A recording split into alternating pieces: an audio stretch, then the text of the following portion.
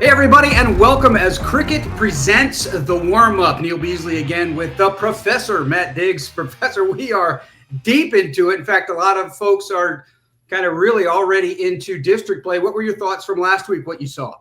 I think last week was, and I feel like I say this week in and week out, but it feels like even more true, one of the craziest weeks of high school football that I've ever seen. From the Highland Park game being down 35-7 or being up 35-7 to trailing by 10 points in the fourth quarter, only to come back to win 70-66. So small school, massive upsets that you would never have believed. I mean, it is crazy right now. We got a lot of teams on bye weeks this week, Neil, but I think we're going to have another crazy week this week as well. That's right. Bye week. There's no good games. Wait a minute. We got some for you. And we start in the lineup. 3 games that we feel like you need to know about this week. The first one, boy, it's a battle of undefeateds. Aledo Bearcats and the Denton Ryan Raiders, both good teams. Who's the favorite in here? Who do you like? You know, a lot of times when I'm doing our game previews, I like to talk about the offense. But with Aledo and Denton Ryan, it is going to be all about the defense. Great defense against great defense. So let me shout out some of the defensive stars on both teams. Aledo's got a Lamel Swanson, Cooper Cyphers, Chase Wilburn. I mean, we know Kadon Finley on the offensive side of the ball, but Aledo has got a loaded defense. But guess what? So does Denton Ryan. Damari Ruth, Errol West, Karan Freeman Wade, Uzziah Warmate. And they got Quinn Henigan, a coach's son at quarterback. So, I mean, it is going to be who can make the pivotal plays in the fourth quarter. But even though it's going to be at Denton Ryan Stadium, I think Aledo's got a little bit more. Just the way they played gritty and the way they beat Denton Geyer earlier in this year, I think they're going to be the Denton City champions. Give me Aledo in this one.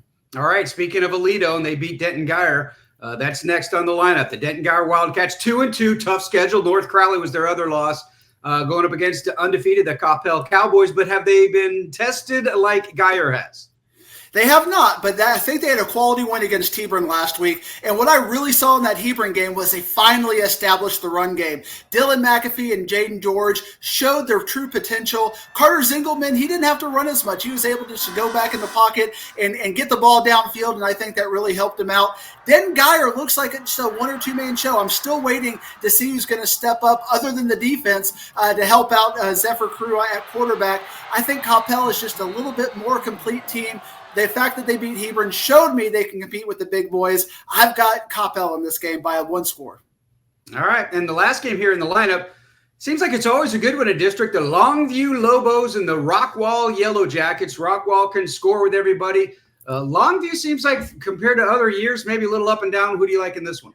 It's up and down, but those downs have been against 2 nationally ranked teams. South Oak Cliff and Ruston from Louisiana, both nationally ranked, both lost by a field goal. The game that Rockwall lost against Louisville, it was a very physical defense that was able to slow them down and get them off kilter, and I think Longview is able to do that. Even though it's going to be at Rockwall, they're going to have quite the home field advantage. I like Longview in this game. Johnny Hamilton is a name you need to know. Mason Washington, if you're a Rockwall fan looking at who you got to know for the Lobos, but Brent Rickard and Duckworth and Castro, those are the big stars. They got to play perfect, and they got to get over the physical defense. If they can do that, I could see them pulling up off an upset and continuing that run they're on. But Longview, such a physical defense, and I think the schedule has got them prepared for this game. Yeah, that's going to be a good one. Always electric out there in Rockwall. All right, time to stop down for our Media Day segment. That is where our Ward Fasold talks to all the coaches, gets the inside information. And this week he went with Dave Henigan, the Ryan Raiders. This week's Media Day segment. The warm-up is presented by Cricket. Smile, you're on Cricket. Cricket has jaw-dropping new unlimited plans. Whoa! Your favorite burger whenever you want it. Whataburger is open 24/7, just like you like it. Parker University. Check out our bachelor's degree in strength and human performance today.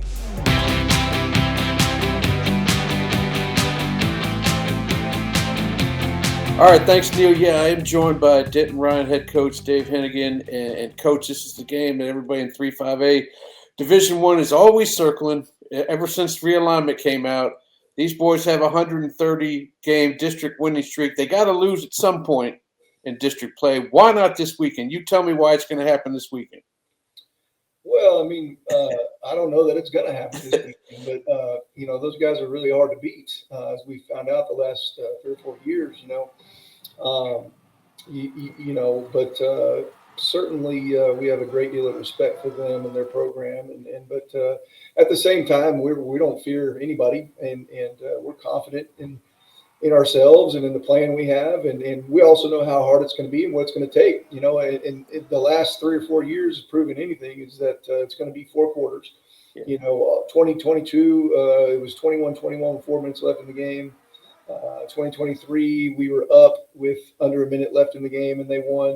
2024, we were up big in the first half and they came back and won in the first game. And in the second game, they were up double digits and we came back and won. So if I've learned anything, you can't get too high when things are going well, and you can't get too low when the other team's making plays, because they're going to make plays. And so it's going to come down to the very end, and hopefully we have enough bullets in the gun to finish the job. Well, I wasn't going to bring up 2024, but since you did, at least that first game, at least you guys have the confidence of nobody else in this 130-game win streak, has that kind of confidence, knowing that it can happen at some point. And talking about this game particularly, usually we talk about offense against offense, but man, this might be the 2 best defenses that we've seen, certainly in 5A, maybe in all of DFW. Talk about that defensive battle and how it's going to be hard to get points and get yardage. Yeah, I don't think there's any doubt. I've told my coaches all week, and I think we're very similar in a lot of ways. I think we both have great defenses, both really, really good up front on defense, both somewhat figuring out our identity still offensively week 5 to a certain extent. Both really good in the kicking game. So really similar, I think. I think 2 of the best defenses around. They're a great all-around team. I think we are on our way to being one as well. But it certainly starts with defense with both teams. They're really hard to score on. It's people are having a hard time sustaining drives. And I think it's similar against our defense. And so, when you have a game like that, then field position becomes big. Special teams becomes very big. Obviously, turnovers. Who can win the explosive play battle becomes really big, because if you can't sustain drives, who's going to get that big play that might change the game? So, very good defenses for sure. What talking about your team specifically, as the season's gone on, you've played 4 games. What have you liked progressively with your team that you're like, okay, I see they have improved from game 1 to game 4. Let's keep improving from there, and we're going to really be dangerous come postseason? Well, I mean, a lot of things. We have a young secondary, and those guys are growing up. And obviously, if you're good up front, that helps a young secondary. The first couple of games, we had 2 kicks returned for a touchdown, a kickoff return and a punt return. And I can't think of, in the 12 years I've been here, that ever happening. 1, let alone 2. So we really made a concerted effort to get better on coverage lanes and getting off blocks and things of that nature in the kicking game. And then offensively, we have 3 of 5 offensive linemen are new. And Northwest Eaton has as good of front 4 as anybody will play all year. They're very good up front, and Mansfield Timberview is stout on defense. So those guys got thrown to the wolves to a certain extent up front. And so I think we had most of our skill players back offensively. But I think our O-line has improved over the last few weeks and starting to get in their groove. Now they have a tremendous challenge this week, of course, because those guys are stout up front. But I just think it's generic, it's cliche, it is what it is, but it's just the truth. It's how we operate. We're just trying to improve day by day. And when you do that, and I think we have done that, you end up becoming a pretty good football team if you're talented, which we are. And if you're well coached, which we are. And so if you just focus on the day by day, I think you end up being the team you want to be. Well, this is going to be a fun one Friday night. It's definitely our game of the week, so we'll be up there with cameras galore. Thank you for joining me, Coach, and I hope it goes your way, and good luck in the post as we keep going throughout the season. Yeah, appreciate it. The warm-up is presented by Cricket. Smile, you're on Cricket. Cricket has jaw-dropping new unlimited plans. The #1 selling compact tractor in Texas. For details, visit gokubota.com. Kubota, because you can. Discover what happens when rugged capability meets true performance. Kia, movement that inspires. Ward, thank you very much. It's time now to get to the agenda. 3 more games in the DFW area that you need to know about. Wiley East Raiders taking on the Saxe Mustangs. 2 pretty good teams, 4-0 and 3-2. Saxe already 0-1 in district, so they might need this one already.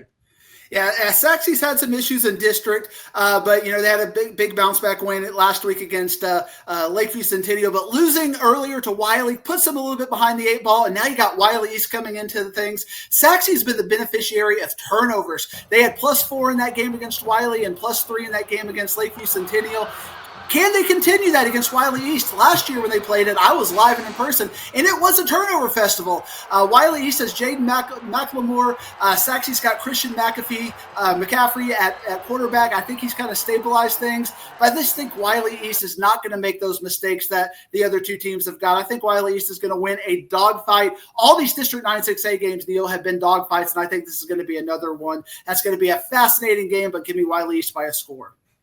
And talk about fascinating. One of the most fascinating teams so far in this season has to be the Tyler Lions. 1-4, but they can light up a scoreboard. Last week was crazy, and they're going against the Joshua Owls, who are 3-1. Yeah, both teams had very unexpected results last week. Tyler High playing Highland Park, that is amazing. I know it's out in East Texas, but man, the comeback that they had, coming back 35-7 to be up 10 in the 4th quarter, I think shows their resilience and heart. And Joshua winning in triple overtime at Midlothian, I mean, they showed that they're for real as well. Joshua's been doing it with defense. Their leader is Cade Boone on the defensive side of the ball. Tyler High, as we saw in that game against Highland Park, they're an offensive team. They got Cade Granberry, Cedarius McMiller, and Trey Harrelson. I like a good defense over a good offense. I think Joshua is going to win this one. Yeah, it should be fun. That's for sure. All right, in our final game in this one, Commerce, it's a Tigers, Commerce and Malakoff, 3-1 against 2-2. Who do you like? In the last 2 weeks, Neil, these 2 teams have generated some of the most surprising outcomes in the state of Texas. 2 weeks ago, Malakoff beat Grandview after losing 2 straight. This is a team that's been at AT&T losing 2 straight. We're just not used to it. And then Commerce beat the number 1 team in our area. They're up 51-10 at halftime. I mean, just 2 shocking results. And now they're playing each other this week. Malakoff, people are asking across the area, who is the next Mike Jones? It's Canyon Marsh. He's a sophomore. I think he's maturing, and I think that's why you're seeing Malakoff getting better. Commerce, it is the Aiden Brown show. This kid is averaging 350 yards a game and 4 touchdowns a game all season. I just think Malakoff, with that pedigree, with that culture, they figured it out. I like Malakoff to continue their success. All right, that should be a fun one as well. What can we say? We have a bunch of fun games, and that's why we're here, is to preview those for you. All right, Professor, thank you. Enjoy your games out this weekend. And for everybody out there, enjoy your games and join us right back here next week. And we will leave you, Cricket Presents The Warm-Up, with Professor Diggs, DFW Area Rankings. Have a great week, everybody.